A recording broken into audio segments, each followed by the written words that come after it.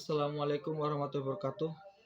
Yang kami hormati Bapak Muhammad Husni Tamrin, Eskom MM selaku dosen pengampu mata kuliah Sistem Informasi Manajemen, dan tak lupa rekan-rekan kita semuanya. Kami di sini akan mempresentasikan hasil diskusi kami yang berjudul Sistem Informasi Eksekutif dan Sistem Informasi SDM. Sebelum itu, saya selaku moderator akan memperkenalkan terlebih dahulu rekan-rekan saya. Yang pertama ada Kak Nisa Fitriani, kemudian ada saya sendiri, Robi Unahar, kemudian ada Kak Ahmad Jafar Asy'ari. Kemudian materi pertama kita membahas sistem informasi eksekutif. Pengertian sistem informasi eksekutif. Sistem informasi eksekutif adalah sistem informasi berbasis komputer yang merancang khusus untuk mendukung kebutuhan informasi dari manajemen puncak atau eksekutif dalam suatu organisasi.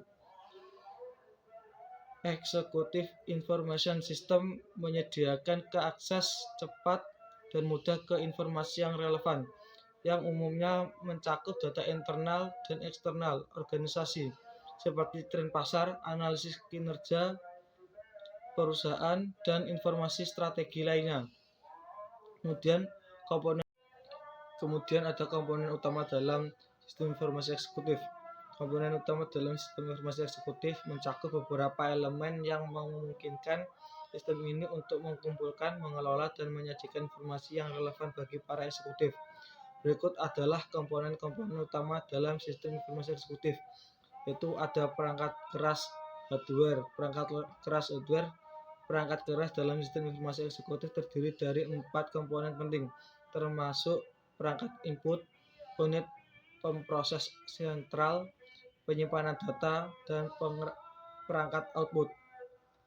Selain itu, local area network juga memberikan dukungan penuh untuk produk Executive Information System yang terhubung dalam jaringan workstation. Kemudian perangkat lunak software. Perangkat lunak dalam sistem informasi eksekutif juga terdiri dari 4 komponen kunci, yaitu teks basis data, grafis visual, dan model dasar sistem informasi eksekutif. Perangkat lunak ini memainkan peran penting dalam mengintegrasikan data ke dalam sistem. Jenis perangkat lunak aplikasinya yaitu yang pertama, perangkat lunak aplikasi oleh pemasok dan dijual kepada pemakai. Yang kedua, perangkat lunak aplikasi pesanan. Lalu ada brainwash. Brainwash adalah setiap orang yang terlibat dalam kegiatan pemanfaatan komputer atau sistem pengolahan data. Berdasarkan tingkatannya, brainwash terdiri menjadi 4, yaitu sistem analitis, programmer, administrator, dan operator. Selanjutnya akan disampaikan teman saya. Untuk materi selanjutnya yaitu Enterprise Resource Planning atau ERP. Untuk pengertiannya sendiri, ERP yaitu perangkat lunak yang dirancang untuk membantu perusahaan atau organisasi dalam mengoptimalkan perencanaan sumber daya, mengendalikan manajemen, dan mengatur operasional. Untuk penggunanya sendiri meliputi karyawan dari berbagai level mulai dari staf hingga bagian eksekutif. Pada awalnya, ERP ini digunakan oleh perusahaan besar saja, tetapi saat ini semua perusahaan sudah menggunakannya, baik perusahaan besar maupun perusahaan kecil. Umumnya, ERP memiliki database yang menyimpan data aplikasi yang mencakup berbagai fungsi.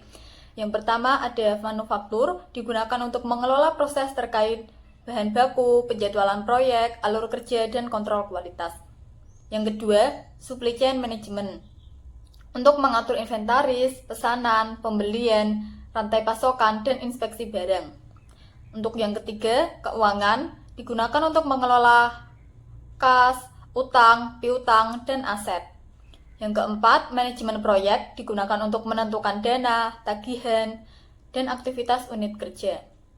Yang kelima, manajemen hubungan pelanggan yang digunakan untuk mengelola penjualan, pemasaran, layanan, dan kontak dengan pelanggan. Yang keenam, sumber daya manusia digunakan untuk mengelola gaji, pelatihan, dan kehadiran karyawan. Yang ketujuh, akses kontrol untuk mengatur hak pengguna sesuai dengan tingkat otoritas untuk menjalankan proses. Dan terakhir ada kustomisasi, digunakan untuk menyesuaikan sistem yang memenuhi kebutuhan spesifik termasuk perubahan. 4 jenis arsitektur client server. Yang pertama, one-tier arsitektur. Merupakan arsitektur paling sederhana karena semua komponen berada dalam satu mesin, sehingga arsitektur ini cocok untuk percobaan tetapi memiliki kelemahan seperti keterbatasan skala dan keamanan yang rendah. Yang kedua, two-tier arsitektur.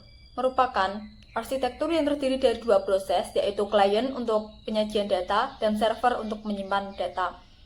Untuk yang ini lebih aman dan efisien dibanding one-tier dan sering digunakan oleh perusahaan kecil. Untuk yang ketiga, three-tier arsitektur. Hal ini melibatkan klien, application server, dan database server. Arsitektur ini aman dan cocok untuk perusahaan menengah. Dan yang terakhir ada n-tier arsitektur. Arsitektur ini lebih efisien, tetapi lebih kompleks dalam pemrograman dan pengujian. Untuk materi selanjutnya, yaitu aktivitas dalam informasi SDM. Ada 6 aktivitas. Yang pertama yaitu perencanaan. Perencanaan SDM yaitu proses penyusunan kebijakan dan program terpadu untuk memenuhi kebutuhan sumber daya manusia. Hal ini digunakan untuk mencapai tujuan perusahaan dan SDM yang terintegrasi dalam organisasi. Aktivitas kedua yaitu rekrutmen dan seleksi. Rekrutmen sendiri merupakan tahap awal dalam mencari dan mendapatkan calon karyawan untuk memenuhi kebutuhan perusahaan. Proses rekrutmen dimulai ketika pelamar melamar kerja dan diakhiri dengan proses penerimaan. Untuk proses seleksi, yaitu proses pengambilan keputusan bagi calon pelamar apakah pelamar tersebut diterima atau ditolak. Baik, selanjutnya adalah pelatihan. Pelatihan adalah upaya terencana perusahaan untuk meningkatkan kompetensi karyawan melalui pembelajaran pengetahuan, keterampilan, dan perilaku yang relevan dengan pekerjaan. Lalu pengembangan. Menurut Noe 2020, pengembangan mengacu pada pelatihan, pendidikan, pengalaman kerja, hubungan, serta penilaian keterampilan dan kompetensi yang membantu karyawan mempersiapkan diri untuk posisi di masa depan. Lalu menurut Jackson et al. 2018, menambahkan bahwa pengembangan bertujuan meningkatkan kompetensi untuk memenuhi kebutuhan organisasi di masa depan, seringkali dalam konteks pengembangan karir dan kepemimpinan. Lalu manajemen kinerja. Manajemen kinerja adalah proses yang berorientasi pada tujuan untuk memaksimalkan produktivitas karyawan, tim, dan organisasi. Penilaian kinerja. Penilaian kinerja adalah sistem evaluasi formal untuk menilai kinerja individu atau tim, yang membantu mengidentifikasi kekuatan dan kelemahan, sehingga meningkatkan produktivitas. Selanjutnya adalah penyusunan sistem informasi SDM. Di sini ada pengertian. Sistem informasi sumber daya manusia adalah suatu program aplikasi komputer yang berisikan program atau sistem tentang manajemen sumber daya manusia yang dapat membantu kelancaran perusahaan dalam mencapai tujuannya. Karena program aplikasi ini dapat memproses data secara cepat dan akurat pula. Lalu ada beberapa data yang diolah dalam SISDM. Yang pertama ada data SDM, yang kedua ada mutasi, yang ketiga ada masa pensiun, dan yang keempat ada laporan-laporan terkait. Lalu ada langkah-langkah penyusunan sistem informasi SDM. Yang pertama, pengumpulan data. Proses ini melibatkan pengumpulan berbagai jenis informasi yang relevan mengenai karyawan. Yang kedua ada pengorganisasian data. Setelah data terkumpul, Langkah selanjutnya adalah mengorganisasi informasi tersebut dengan cara yang terstruktur. Yang ketiga ada pengolahan data. Data yang telah terorganisir diproses untuk menghasilkan informasi yang berguna. Yang keempat ada penyimpanan dan pemeliharaan data, bertujuan untuk memastikan informasi tetap aman, akurat, dan relevan. Yang kelima, penyampaian informasi. Informasi yang telah disusun disampaikan kepada pihak-pihak yang berkepentingan. Lalu ada evaluasi dan perbaikan. Melakukan perbaikan berdasarkan umpan balik untuk meningkatkan proses pengelolaan informasi SDM. Sekian presentasi dari kelompok 11, terima kasih.